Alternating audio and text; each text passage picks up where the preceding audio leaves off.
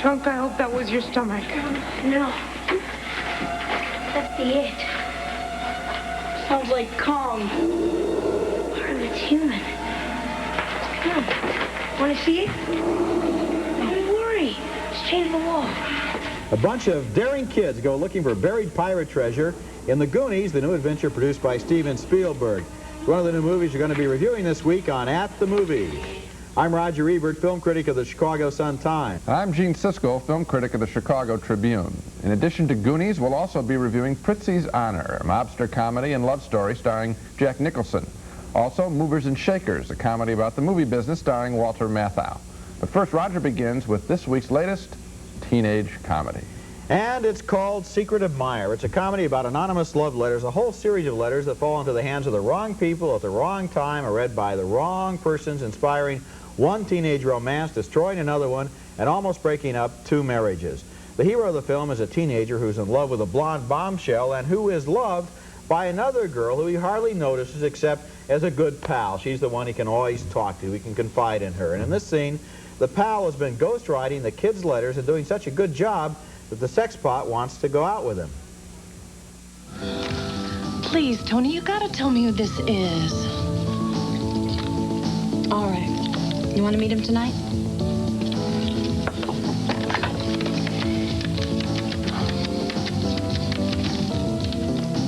Hello? Hi, it's me. Do you want to meet her tonight? Tonight? You mean tonight? Tonight. Yeah, sure, okay. Does she know who I am? No, that's why she wants to meet you. Okay. I'm ready. What time? 8 o'clock at Cambridge Park. Okay, thanks a lot, Tony. Thank you so much. And what do you think I should wear? Paper bag over your head. He's all yours. Oh, God, thank you so much, Tony. You're really my best friend. What do you think I should wear? Something demure. Oh, Christian demure. I got tons of her stuff. That's Kelly Preston with the Christian Demure fashions. C. Thomas Howell is the hero there, and Lori Loughlin as his best pal. And she's really good looking. I mean, she reminded me in this movie of young Natalie Wood, and that was about the only thing in the movie that I wanted to be reminded of. You might recognize her from The Edge of Night, where she holds the kidnapping record. I did a little research on her. She's been kidnapped 7 times on that program, just in case you were interested, Gene. Right, I'm not. Thank you. While the anonymous love letters are stirring up those 3 lives, they have a tendency to get mislaid around the house where the parents find them, and that leads to 2 sets of parents believing that their partners are cheating on them. That doesn't go very well at their next bridge party. Elizabeth, you've really outdone yourself on the affairs. On the hors d'oeuvres. Lion. What I say? Wait a minute, you said hors d'oeuvres! You said affairs! I meant hors d'oeuvres! Oh, yeah? What is it what you said? I don't know what I said. I was being polite. I'll show you polite.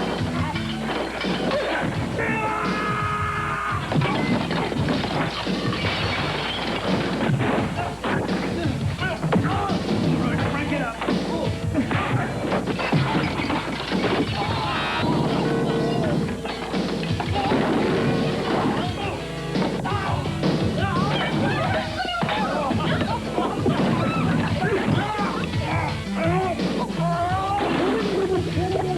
Well, that's something new in a teenage comedy, an adult food fight. Can I interrupt you? Because let me tell you, when I saw that scene, I thought of all these actors. These are adult actors, some decent names. Did they go to acting school? Did they train so that they could get hit in the head with a metal plate? That scene made me so sad. I felt sorry for each of those people to have to do that kind of work. Well, you're bringing up a whole interesting question here, because obviously if the movie had worked, you wouldn't mind if they were hit by the metal plate. Well, no, I just say that scene is so stupid, and it was a desperate scene, and I felt sorry for the people who had to perform it. Well, Get back with your now that we review. have your opinion. I was about to say those warring couples were played, and would you like to know who they were? Yeah, I would. Lee Taylor Young, Clifty Young, and D. Wallace Stone. They've all been in good went movies. to acting school in order to be hit over the head and have their head put in aquariums there. Basically, I didn't think the story of the grown-ups was all that necessary to this movie anyway. I liked a lot better the story of the kid who yearns after the blonde bombshell that he idealizes, and he's blind. He just can't see that his best friend is really this girl who loves him the best, and she's the girl that he ought to love. Secret Admirer doesn't stick to that little story that would have been fun, though. This movie wants to have something for everyone. So there are beer blasts and food fights, car crashes, domestic quarrels. Something that really bothered me was the glamorizing of teenage drinking in this film. I don't think that was a good idea. The sensitive performances at the center of the film by C. Thomas Holman and Lori Loughlin are completely lost. C. Thomas Howell, yeah. Howell, yeah. That's something for everyone, I think, is the best line in your review, in the sense that these people don't have the guts. You have a very interesting character, and I think the most interesting character is the young woman, Lori Loughlin. The brunette. Always the brunettes are the good ones, the blondes are bad. That hasn't changed. Her story of how she feels, if we had her talking to another friend about it, if we had more of an exploration of that, I think you could have had a very interesting film. Instead, no scenes with her alone really talking about it. We see the camera play it on her, in other words, and she's, you know, tense by this situation, but we don't see her talk about it, share about it. It goes for action over some kind of emotion. You know, I want to get to be just a little bit cynical about this film. You know the whole business about how the average teenage movie audience is, you know, 17, 18 years old. And then when the movies go into video cassette, they're being rented by people over the age of 25 or 30. So you're saying they both got something for everyone. The kids can see the teenage movie, then when it goes into cassette, the adults can say, hey, there are 4 couples who are our age. I just don't think... It seems to be that machine made. Okay, but I think that actually when the writer sits down and writes it, I think that they stop writing about the teenagers and don't write the extra scene, the developed scene. They just say, all right, now let's get something else going. Right, this had a lot of the same elements that The Sure Thing had, but it had all this other stuff that was totally wasted. Coming up next at the movies, you're going to find out whether the Goonies is the name of the good guys or the bad guys. Haven't you ever heard of that guy, what's his name? The pirate guy, One-Eyed Willie. One-Eyed Willie. Yeah, he was the most famous pirate in his time. My dad told me all about him once. Dad'll do anything to get you to go to sleep. Eagerly awaited films of the summer movie season. It's The Goonies, based on a story by Steven Spielberg about a group of kids who hunt for a long-lost pirate treasure in an effort, for some of them at least, to save their parents' homes from foreclosure by greedy real estate developers. Here's one of the opening scenes from the film where the kids stumble upon a pirate map. What are you doing? Hey, Mike found a map. Yeah. Hey, look. That says 1632. Is that a year or something? No, it's your top score on pole position. Yes, it's a year, chump. Look, It's a map of our coastline. What's all that Spanish junk right there? Who knows? Mouth, you said you could translate. Translate, right here. Yeah, translate it. Ye intruders beware, crushing death and grief, soaked with blood of the trespassing thief. You guys, this map is old news. Everybody and their grandfather went looking for that when our parents were our age. I mean, haven't you ever heard of that guy, what's his name? The pirate guy, One-Eyed Willie. One-Eyed Willie. Yeah, he was the most famous pirate in his time. My dad told me all about him once. Dad'll do anything to get you to go to sleep. No. See, One-Eyed Willie stole treasure once. It was full of rubies and emeralds and diamonds.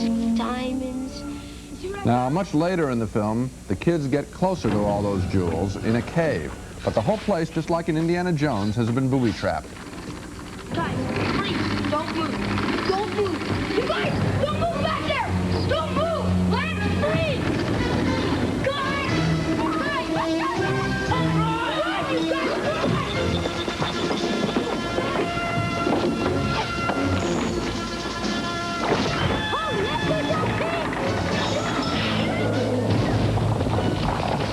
While that's all going on, they're being chased by 3 clownish thieves who would like to recover the pirate treasure themselves. The Goonies is intended to be sort of a modern-day pirate movie with the kids in the starring roles, and once the kids are in that tunnel, the picture is a good deal of fun, particularly when the chubby kid in the group, we saw him in that first scene where he's talking about the emeralds, played by Jeff Cohn.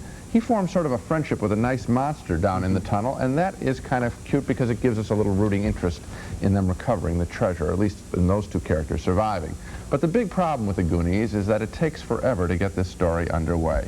The introduction to the kids is mechanical, just they talk all over each other, interrupt each other. They trade insults. The opening scene with the robbers is really limp comedy. I'm going to give this film a marginal thumbs up because it eventually does turn into a fun picture. But my advice would be, walk in a half an hour late. You won't miss a thing, and I think you'll enjoy the movie more. I'll tell you something, Gene. In the first half hour or so of this film, I found it difficult to understand the dialogue. Yes, I did too. The kids are all talking at the same time. They're on each other's lines. And Roger, didn't you know that it was sort of a stylistic device? In other words, that the director, Richard Donner, said, all right, now keep talking, interrupt each other, keep talking like real kids talk. Because they're real bright, and so they're going to be talking all the time, and we're going to get them. But the problem is, after a while, you sit back in your seat, you say, I'm mad at this movie. If it doesn't want to let me hear it, then I don't want to sit here and have to work. But then, you're right, after about half an hour, it picks up. And the way it picks up is it turns into a child's version, or a young teenager version, of Indiana Jones. Right. And particularly Raiders of the Lost Ark. You have the spikes coming up from the floor of the cave. You have the boulders coming down. You have the treasure. You have all the secrets. And although, essentially, the producer, Spielberg, is ripping off himself, it works. I mean, the special effects are great. The adventures are thrilling. And it does work on that level. I think kids will like it. I liked it. I mean, I like the back half of it. I thought one fault was that there weren't enough people to root for, and that's why I like this friendship between the fat kid and this big monster, because those were characters that at least had some emotion. There's a little crying involved between them. There's a kiss even between them, a sharing of a Baby Ruth candy bar. Those are nice scenes. I wish there had been more characters in the film like that. That kind of reminded me of that great old movie, The Bride of Frankenstein, where you have the friendship there. It goes on for just a little bit, the monster becomes human. Next at the movies, Jack Nicholson is a mafia hitman who falls in love with a mafia hit woman. Dominic's put out a contract. He's on her, and it stars Jack Nicholson as a third-generation member of a proud East Coast mafia family. Nicholson's in charge of a lot of the dirty business of the family, like collections and enforcement and murder. He's a bachelor in his 40s, living alone and liking it, when one day he goes to attend a mafia wedding, and his eyes meet the eyes of a woman he's never seen before. A woman all dressed in lavender, a woman who looks straight back at him, and it's electric. At the reception after the wedding, he asks her to dance, and it's love at first sight.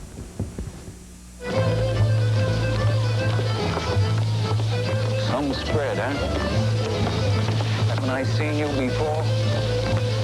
Sure I'd remember. I mean, maybe you went to Marymount with the bride or something. Could never miss you. And you are? Charlie Partana, pleased to meet you. That's Kathleen Turner from Body Heat, and Nicholson discovers she works for the mob, too. She's a professional killer from the West Coast.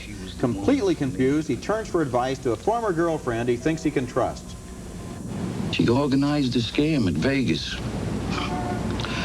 I go looking for the bad guy, and it turns out to be my woman. Can you imagine this? Not only that, Pop tells me she's the peace man for the Netabino contract. But just the same, I love her, May. I love her. Well, how can I live with this? I gotta do something about it. I gotta straighten it out. Then do. Do what? Do I ice her? Do I marry her? Which one of these? Marry her, Charlie. Just because she's a thief and a hitter doesn't mean she's not a good woman in all the other departments. That's a great line. Terrific, very funny. Later on, she says she's an American. She wants to make $1. Right. I like Nicholson there. He has something under his upper lip that kind of gives him a Bogart look, and it goes with that Brooklyn accent. That was Angelica Houston as his former fiancée. He takes her advice and marries Kathleen Turner, and they have a sort of a commuter's marriage between pulling jobs on both coasts. There's a running gag of a plane flying back and forth. Then Nicholson is assigned to kidnap a bank president, and in this scene, Nicholson and his father listen as Turner comes up with some bright ideas and adds her own twist to the plan. Now, you know, you guys, you need a woman on this stand. A woman? Yeah. Look, Charlie, the woman comes out of the south apartment holding a baby. After Filargi's bodyguard gets him out of his apartment, she smiles at them. She goes goo-goo gaga to the baby. Then she tosses the little darling at the bodyguard, who naturally tries to catch it. Now, while he's doing that, she gets her piece out and covers him. Then you come out of the other apartment, you take Filargi down to the garage. Then she takes the bodyguard back into Filargi's apartment, does a job on him there. Hey, that's good. For Christ's sake. Where we gonna get a baby? Where we gonna find a broad would do something like this? Where? Here. Me. We got a fake baby. Hey, good thinking, Irene. You guys work it out. I got a terrific dinner almost ready. Just be a couple minutes. Pop, What's the matter with you? I didn't get married so my wife could go on working. Classic problem. Yeah, I like this, the whole business of Kathleen Turner having no problem at all with fixing the nice dinner and setting up a murder. It's the same kind of duality she had in Body Heat. And that's the theme that runs throughout the whole thing. It's a family, a murdering family, and here's our business, here's our home life, you know, and here we go. Prizzi's Honor is very heavy on plot. It's a real complicated plot based on a novel by Richard Condon, who loves to construct those labyrinthine twists and turns and surprises. And by the time Turner is hired by Nicholson's uncle to kill Nicholson, we're hardly even surprised anymore. The movie's a dark comedy, weird and gloomy, and with that wonderful contrast between Jack Nicholson's Brooklyn Italian accent and Kathleen Turner's criminal chic. It was directed by John Huston, who is 78 going on 79, and still turning out one good movie after another. This is his first film since Under the Volcano last year, and you have to ask, how many directors of any age could put those two movies together back to back? I think it's really one of the year's finest films. Yes, it is. I tell you, we've seen so much junk. Secret Admirer, 97 copies of that. Here is a film for adults. I suppose young people would like it too. It's intelligent, it's funny. I'm glad you picked up on the dark and gloomy, because I want to stress that too. I know it's a comedy, and I know there's a lot of funny stuff in there, but the most interesting character in the film for me probably is the Angelica Houston character. Spurned as a lover, she's going to get even somehow, and her character is played straight. Not for comic effect. I think it's a terrific performance. I think it's the most interesting character in the film, and that makes the humor even that much sweeter. The title gives it away, Prizzi's Honor. It's not only the honor of the men in the family, the grandfather who's the senile old Don, or the uncles who are killing each other because of the honor of the family. The family's honor is so important. You kill a member of the family to save the family, and here she is, and she's got her honor too. She doesn't say a lot, And it really builds and it grows, and this movie has something so many movies don't have: style, including the choice that Nicholson made to go for that character in the strange kind of voice. The first 2 minutes you say, what's he talking like that for? Then you think, this is great. Nicholson is so good in taking those chances. Yeah, I think he could do without the accent, actually. Really? Yeah, I thought he used a little bit of a dumb accent in The Fortune, and I didn't buy it there. He's one of the smartest people in the world, in the movies, the movie world at least, and I think he could have pulled it off without an accent, but that's just a minor point. This is a terrific piece of filmmaking. It's a real good film, I agree with you. Coming up next at the movies, Walter Matthau is a movie executive trying to make a film based on the title of a sex manual. I would just be thinking out loud. Yes? Love and sex is about the love in sex. To make its way around the country. It's called Movers and Shakers, and it's a send-up of how stupid and shallow the people who make movies can be. Well, that's an easy target, as you can see in this scene where Charles Grodin plays a writer who has been summoned by studio production chief Walter Matthau to write a movie based on the title of a best-selling sex manual called Love in Sex. Love in sex is about the love in sex. Yes? A tribute to love and romance. Tribute. Yeah. An up story, a happy story, a love story. I'm thinking out loud. Go ahead. A lot of pretty, romantic people. Now that's kind of cute, but what is deadly dull in Movers and Shakers is the unhappy relationship between Charles Grodin and his wife, played by Tyne Daly from Cagney and Lacey. What are you so angry with me for? I'm not angry with you. Nancy, I'm in spasm again. My chest hurts. My legs ache. My head legs hurts, ache. and My I have arm, an eye my ache. foot hurts. Well, this is terrible. I mean, really. Now stay where you are. Now get away from me. You stay on your side of the bed. What is it? What's the matter? I'm sorry. I'm unhappy. You don't know who I am. He doesn't know who she is, and I don't know what she's doing in this movie. The scenes between the two of them are some of the most awkward moments in movie history. That's not an exaggeration. They have no place in what is essentially a comedy, and a not very funny one at that. The story conference is cute, but other than that, Movers and Shakers takes a very easy target and doesn't say much that's either new or funny about it. You're right. I thought it was going to be fairly good from the beginning, where they have this giant dinosaur that's been left over from a dinosaur picture that failed, and so they're going to put the dinosaur out as a monument to the guy who lost his I figured shirt they were going to remake a dinosaur movie. That might have been cute. Something like that might have been funny. Nothing in this movie is funny after the first 10 or 15 minutes. Now let's take another look at the movies we reviewed this week. 2 thumbs down for Secret Admirer, another dumb beer and food fight film with a good performance by Lori Loughlin. 2 thumbs up for Steven Spielberg's The Goonies, which is a good entertainment after a very slow start. We both agreed on Prizzi's Honor. We thought it was a great movie, a terrific change of pace after a summer full of teenage movies.